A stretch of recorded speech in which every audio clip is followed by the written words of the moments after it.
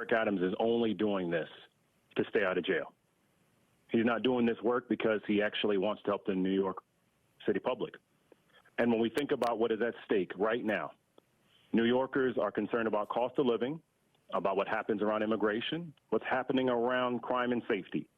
And all Eric Adams is doing is delaying and avoiding and making a fascist happy as opposed to helping New Yorkers. Full stop.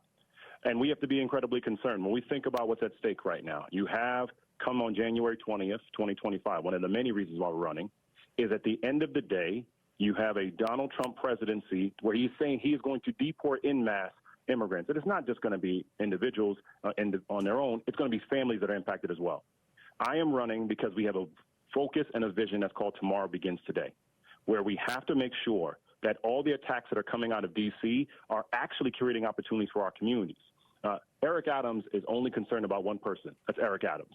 And when you think about even today, where a judge deemed that he couldn't even keep Rikers Island functional, if Eric Adams ran on law and order and safety, and he can't even keep those safe who are already incarcerated, how can he keep you safe?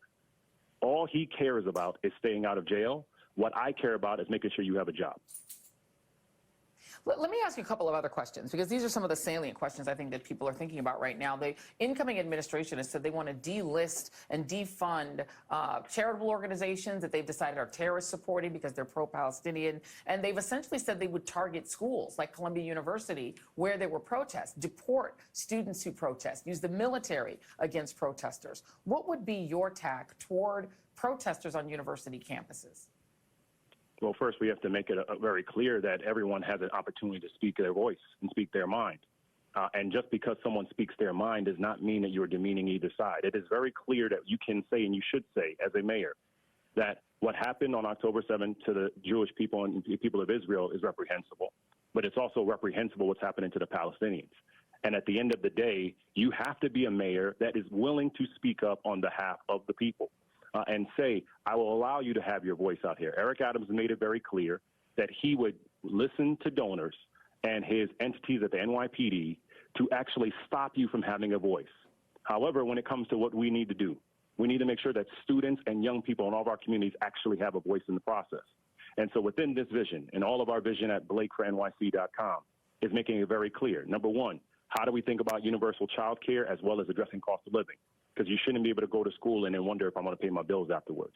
What are we doing to make sure that New Yorkers are safe and secure? Because if you come out from school, come out from a protest, you should be able to get back home safely. What are we doing to make sure that we're actually addressing the challenges around homelessness? And in particular, New York City students that are homeless right now. And so when we think about this, you have to be a mayor that helps everyone. Eric Adams is not that. 12% of New Yorkers are the only ones who said he should be reelected. That means we have an opportunity for change. And so that is why we're here, and that is why we're running.